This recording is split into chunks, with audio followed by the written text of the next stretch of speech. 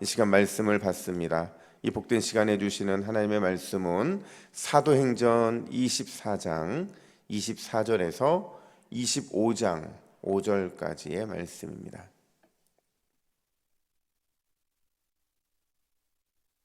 사도행전 24장 24절에서 25장 5절까지의 말씀, 장애물 극복 과제라는 제목으로 오늘 말씀을 받겠습니다. 우리 24절부터 5절까지의 말씀 교독합니다.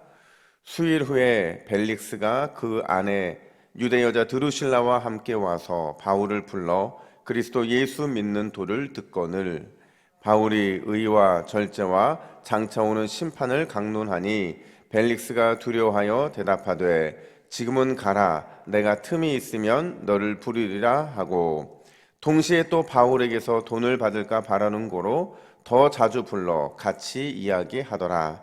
이태가 지난 후 보르기오 베스토가 벨릭스의 소임을 이어받으니 벨릭스가 유대인의 마음을 얻고자 하여 바울을 구려하여 두니라. 베스토가 부임한 지 3일 후에 가이사랴에서 예루살렘으로 올라가니 대제사장들과 유대인 중 높은 사람들이 바울을 고소할세 베스토의 호의로 바울을 예루살렘으로 옮기기를 청하니 이는 길에 매복하였다가 그를 죽이고자 함이더라. 베스토가 대답하여 바울이 가이사랴에 구류된 것과 자기도 멀지 않아 떠나갈 것을 말하고 함께 있습니다. 또 이르되 너희 중 유력한 자들은 나와 함께 내려가서 그 사람에게 만일 옳지 아니한 일이 있거든 고발하라 하니라. 아멘. 여러분, 자기 방어 본능이라는 게 있어요. 이게 뭐냐면요, 스스로 자기를 보호하는 겁니다. 어떨 때 이런 게 가장 먼저 발생하냐면 갑자기 어떤 물체가 나한테 확 다가오잖아요. 그러면 순간적으로 반응하죠. 몸을 피하거나 눈을 감거나 아니면 막거나 이렇게 순간적으로 자기를 방어하는 것, 나를 보호하기 위해서 몸이 본능적으로 반응하는 것, 그게 바로 자기 방어 본능이라고 말을 할 수 있죠. 여러분, 사람은 위협을 느끼면 반드시 자기를 먼저 생각할 수밖에 없어요. 이게 인간의 본성적인 자세라는 거죠. 근데 가끔 보면요, 이 본성을 거슬러 살아가는 사람들이 있더라는 거죠. 근데 그 중에서도 특별히 신앙인들이 그런 경우들이 많이 있는데, 우리 신앙의 삶에서 중요한 건 뭐냐면 본성을 따라 살아가느냐, 본성을 거슬러 올라가며 살아가느냐, 이 두 가지에서 우리 믿음과 신앙의 수준의 차이가 드러난다라는 겁니다.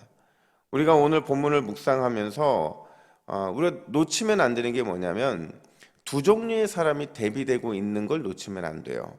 누구랑 누구냐? 바울과 총독, 이 두 사람이 서로 대비를 이루고 있는 거죠.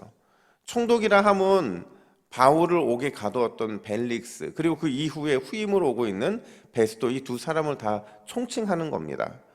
바울이 본성을 거슬러 살아가는 사람을 상징하고 있다고 한다면 이 두 총독, 벨릭스와 베스토는 본성대로 살아가는 사람을 상징한다는 거예요.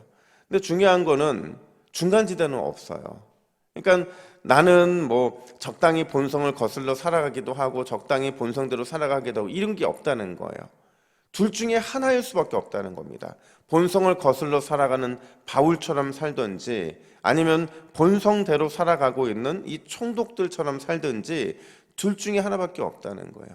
그러니까 결국 우리는 오늘 본문에서 이 두 총독이 보여주고 있는 본성을 따라 살아가고 있는 모습 속에서 반면교사를 찾아야 된다는 거죠. 과연 어떻게 하면 본성을 거슬러서 바울처럼 살아갈 수 있을까? 그게 오늘 본문의 핵심이라고 말을 할 수 있어요. 두 가지인데요. 첫 번째로 변화를 막는 장애물을 제거해야 한다는 겁니다. 우리의 변화, 우리의 성장을 가로막는 그 장애물들을 반드시 제거해야만 우리가 본성을 거슬러가며 살아갈 수 있다는 거예요. 여러분, 오늘 본문을 보면 참 재미난 장면이 등장을 해요. 근데 이게 단순히 재미난 걸로 끝나는 게 아니라 오늘 본문에 굉장히 중요한 키포인트가 됩니다. 그게 뭐냐 하면 바울의 설교 주제예요.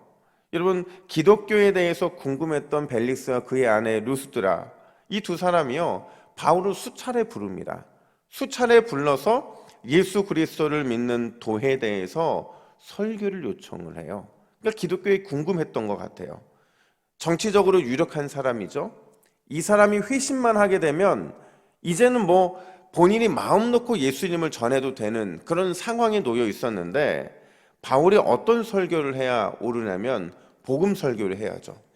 예수 그리스도가 누구신지, 그분이 우리를 위해 어떤 역할을 하셨는지, 그분의 사랑이 어떤지, 이런 복음 설교를 해야 되는데 바울이 어떤 설교를 하느냐. 여러분 25절 말씀 보세요. 우리 25절 말씀 같이 읽습니다. 시작.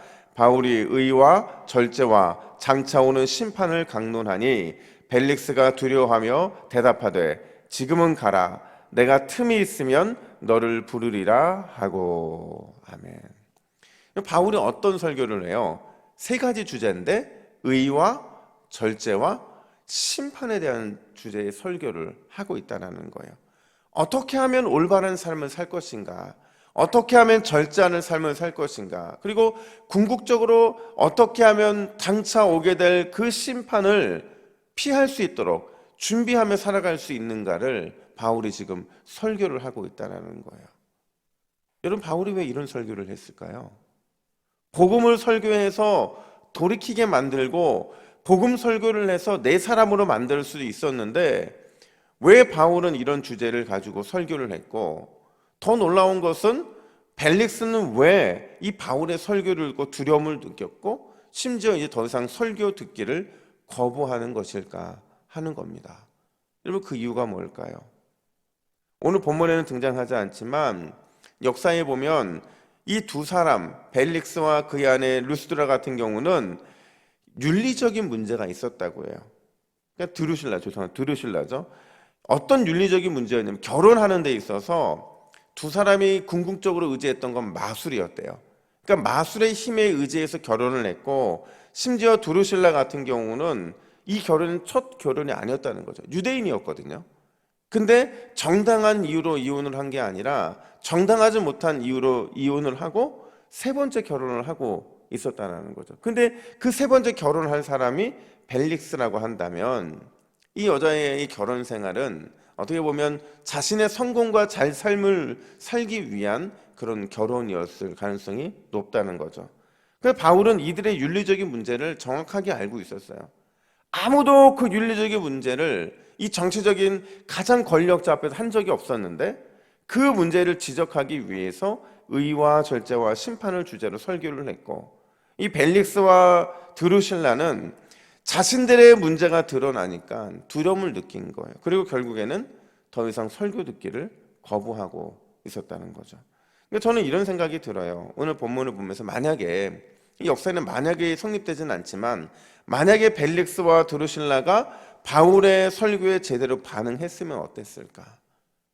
바울의 설교에 제대로 반응했으면 아마 바울은 조금 더 일찍 로마에 갔었을 거예요. 조금 더 일찍 로마에 가서 로마의 복음을 전했을 텐데, 그 조금의 일찍이 이 2년이나 되는 시간 속에서 묻혀지게 되었다라는 거죠. 그리고 심지어 이 두 사람은요, 그들이 느끼고 있었던 두려움, 이게 신앙적인 회개와 이 같이 연동이 되면서 아마 그 두려움이 구원과 회복으로 바뀌었을 거예요. 그렇잖아요. 우리 예수님은 그 어떤 죄인도 용서하시고 어떤 죄도 사해해 줄 수 있는 능력이 있으신 분인데, 그 주님의 회개의 길 앞에서, 새로 열어주시는 길 앞에서 엄청난 큰 사랑과 은혜를 누릴 수 있는 그 기회를 놓치고 있는 거죠.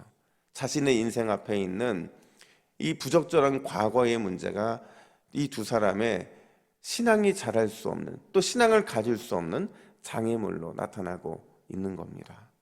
여러분, 신앙 성숙과 변화를 막는 장애물 반드시 제거해야 되는 줄로 믿습니다. 우리의 본성은요, 이런 성숙과 변화에 대한 거부감, 두려움을 갖게 하는 게 당연해요. 우리가 조금만 기도하려고 하면, 조금만 더 예수님께 다가가려고 하면 자꾸 이 사단이 우리의 마음에서 자꾸 본성을 따라 살아가도록 자꾸 요청을 하죠. 옛날 삶으로 돌아가려고 하고 옛 습관으로 돌아가려고 하고, 조금만 하면 되는데 그 조금만 하는 것을 막을 때가 많이 있다는 거죠. 제가 이전 교회에 있을 때 교회 바로 옆에 헬스장이 있었어요. 그러니까 뭐 운동할 시간이 거의 없으니까 그냥 헬스장을 1년치를 끊어 놓는 거예요. 또 1년치를 끊어 놓고 그리고 헬스장을 가는데 제가 이제 헬스장 보면서 뭐 저는 트레이너를 따로 안 뒀지만 트레이너 도는 사람을 보니까 이렇게 보니까 이 헬스 할 때 보면 트레이너가 하는 방법이 있다고요. 뭐냐면 숫자를 중간에 막 헷갈리게 해요. 예를 들어서 뭐 39, 38, 39, 40이잖아요. 근데 38, 32, 33 갑자기 또 숫자가 바뀌는 거예요. 그러면서 조금 더 운동하게 하는 거죠. 또 숫자를 천천히 세기도 하고 이런 과정들을 보면서 제가 한번 물어봤어요. 왜 이렇게 그냥 제대로 해도 딱 채우는 기쁨이 있는데 왜 그렇게 숫자를 늘리고 왜 이렇게 천천히 하냐 했더니 진짜 몸의 건강이 어디서 건강해지냐면 못할 것 같은 순간에 하나 더 할 때, 하나 더 운동기구 들고 1분 더 뛸 때 그때 운동의 효과가 나타난다는 거예요. 여러분 신앙생활도 마찬가지입니다. 우리가 조금 더 하나님께 다가가기로 결단을 하고 주님의 은혜 앞에 나아갈 때 조금만 더 하면 우리의 믿음이 자라나는데 우리의 본성을 거스를 수 있는데 그게 참 어렵다라는 거죠. 그래서 우리는 여러분 이렇게 생각하셔야 돼요. 새벽에 나와서 원래 저희 교회가 그렇게 조용히 기도하는 교회인지는 제가 잘 모르겠어요. 근데 우리가 기도할 때 여러분 졸지 않으려면 조금 소리를 내는 게 가장 중요해요. 가끔 제가 외로워요, 여러분. 여러분들이 기도를 같이 안 해주시는 것 같아서 저 혼자 기도하는 것 같거든요. 여러분 소리를 좀 내주셔요. 그래서 같이 기도하면서 옆 사람이 같이 시너지 효과를 낼 수 있도록 해주셔야 돼요. 그게 우리가 잠이 오는 그런 우리의 본성을 따라 살아가는 그 삶에서 기도에 집중할 수 있는 방법이기도 하는 거거든요. 여러분 오늘 이 새벽에 우리의 그 신앙의 성숙과 변화를 가로막는 장애물을 제거할 수 있다고 한다면 분명히 주님이 주시는 회복과 넘치는 은혜를 경험하게 될 줄로 믿습니다. 뿐만 아니라 두 번째가 있어요. 두 번째가 뭐냐? 사람의 평판이 아니라 하나님의 평판에 주목해야 된다라는 겁니다. 오늘 본문을 보면 두 총독의 두드러진 어리석은 모습이 있어요. 공통된 모습이에요. 그게 뭐냐면 사람의 평판, 다시 말하면 사람의 인정에 대한 욕심이 과도했다는 거예요. 거기에 목이 말라 있다 보니까 그것만 보게 되었다라는 거죠. 여러분 벨릭스를 보세요. 벨릭스에 대해서 그가 유대 총독으로서의 모든 삶들을 마감하고 다음에 오는 베스도와 이 입추임식을 하는데 그때 그에 대해서 성경이 뭐라고 평가하냐면 27절 중반절 보세요.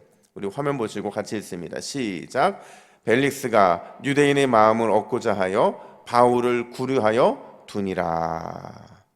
여러분 바울이 2년 동안 옥에 갇혀서 복음을 전할 수 없는 그 상황, 그 구류가 된 이유에 대해서 뭐라고 말을 하냐면 유대인의 마음을 얻고자 했기 때문이다 이렇게 말을 해요. 무슨 말이에요?